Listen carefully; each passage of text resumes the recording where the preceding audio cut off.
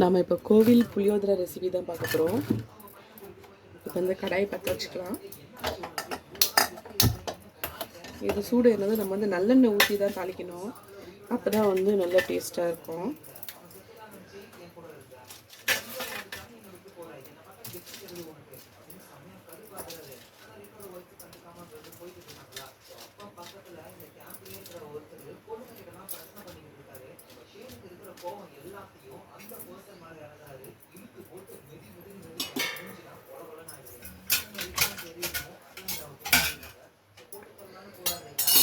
கடாய் காஞ்சிச்சு, நம்ம நல்லெண்ணெய் யூஸ் பண்ணிக்கலாம்.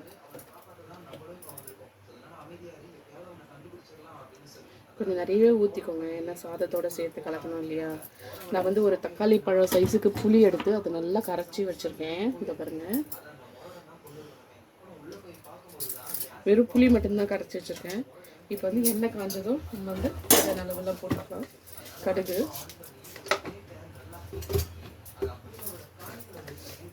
சீரகம்,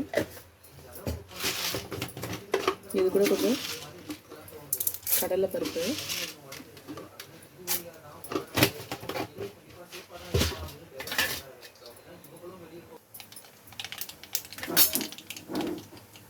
காஞ்ச மிளகாய், பூண்டு,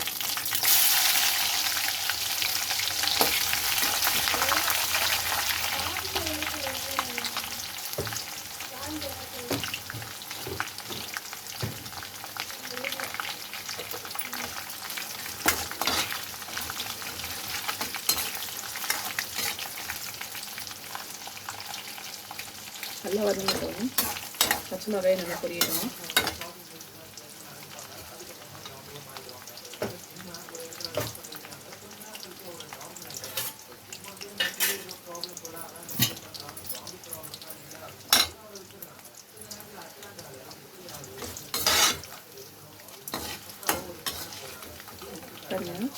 இப்போ வந்து இதை எடுத்து வச்சுக்கலாம் தனியாக. அதாவது எண்ணெய்லாம் நீங்கள் வேர்க்கடலை இதெல்லாத்தையும் எடுத்து வச்சுக்கலாம் தனியாக ஒரு பாத்திரத்தில்.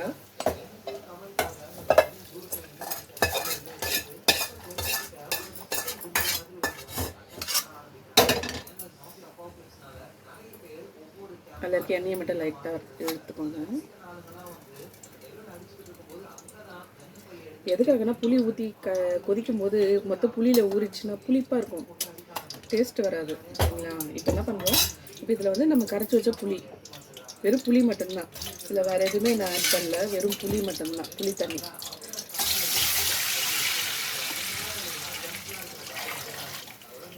வெறும் புளி தண்ணி தான். இது கூட நம்ம வந்து உப்பு சேர்க்கலாம்.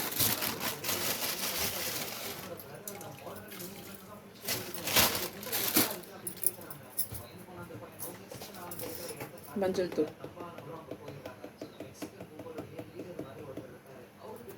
இப்போ வந்து இது நல்லா கொதிக்கணும், கொதிச்சு நல்லா சுண்டணும். இங்கே பார்த்தீங்களா, இது வந்து கோயில் புளியோதரை பொடி. இந்த லாஸ்ட்டாக இது நல்லா கொதிச்சதுக்கப்புறம் இந்த பொடி ஆட் பண்ணுறது. இல்லை நான் என்னென்ன போட்டிருக்கேன் அப்படின்னா, காஞ்ச மிளகாய், அது பாருங்கள், காஞ்ச மிளகாய், உளுந்து, கருவேப்பிலை, வெந்தயம், இது 3 ஒரு டேபிள் ஸ்பூனு, அப்புறம் எள்ளு 1 டேபிள் ஸ்பூனு, தனியா மட்டும் 2 டேபிள் ஸ்பூன், எல்லாத்தையும் வந்து நல்லா வறுத்து பொடி பண்ணி வச்சுருக்கேன். மிளகாய் எவ்வளோ போடணுன்னா உங்களுக்கு ஸ்பைஸிக்கு ஏற்ற மாதிரி போடணும். எல்லாத்தையும் வறுத்துட்டு நல்லா பொடி பண்ணி வச்சுருக்கேன். வேணுங்கிறப்போ இது பாருங்கள், நல்லா ஒரு கண்டெய்னரில் இந்தமாதிரி போட்டு வச்சிட்டிங்கன்னா உங்களுக்கு வேணுன்றப்போ இது கொதிச்சதுக்கப்புறம் 2 ஸ்பூன் அள்ளி போட்டுக்கலாம். போட்டுட்டா உங்களுக்கு வந்து நல்லா லாஸ்ட்டாக ஒரு கொதி வந்ததுக்கப்புறம் நல்லா சாதத்தை போட்டு கிளறி வச்சிடும். சாதம் வந்து முன்னாடியே வேக வச்சு ஆற வச்சு வச்சுருங்க.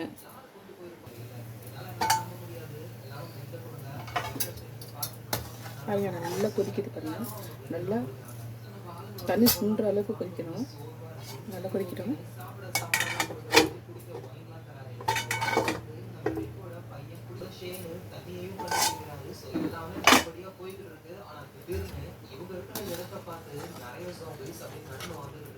ஆக்சுவலா அந்த ஜாம்பிஸ்லாம் வந்து அது இருந்த இடத்துல சாப்பிட எதுவும் இல்லைன்னு சொல்லி சாப்பாடை தேடி அப்படியே நடந்து வந்துட்டு இருக்குங்க. ஸோ நம்ம சத்தம் போடாம ஒளிஞ்சுக்கிட்டோம் அப்படின்னா அந்த ஜாம்பிஸ் நம்மளை கடந்து போயிடும், நம்ம சேஃபா இருக்கலாம் அப்படின்னு சொல்லி எல்லாரும் ரொம்ப புளிப்பாச்சு, லைட்டாக உப்பு போட்டுக்கலாம். பெட்ரோல் எடுத்துக்கிட்டு இருந்த பீடாக்கார ஒளிய முடியல. ஏன்னா அவருக்கு பக்கத்துல ஜாம்பிஸ் வந்துருச்சு. என்ன பண்றதுன்னு காருக்கு சைடு எல்லாம் ஒளி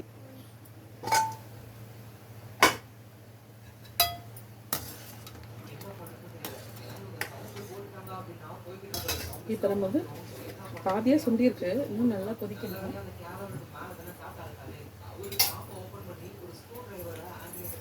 அரைச்சி வச்ச மசாலாவை சேர்த்துக்கலாம்.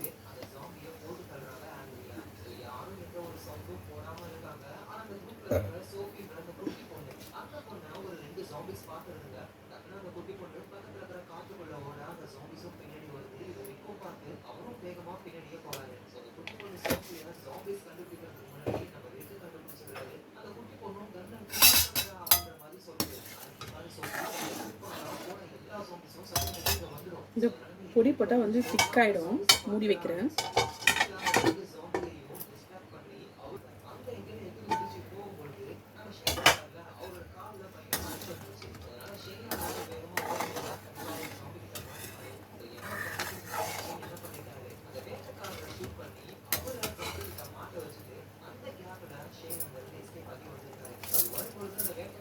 இப்போ வந்து நம்ம தாளிச்சு வச்சோம் பார்த்தீங்கன்னா, அதில் சேர்த்துக்கலாம்.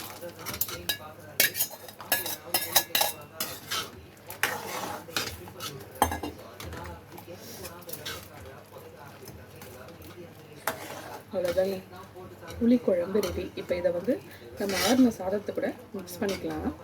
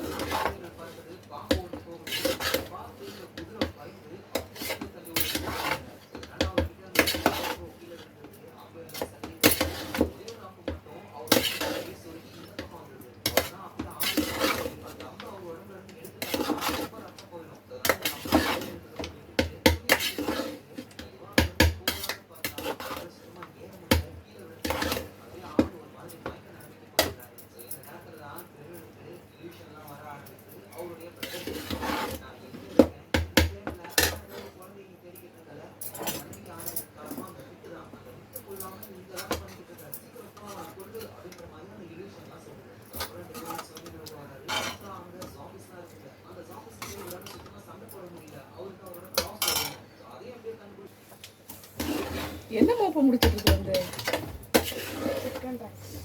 ஏய், இங்கேயோ தர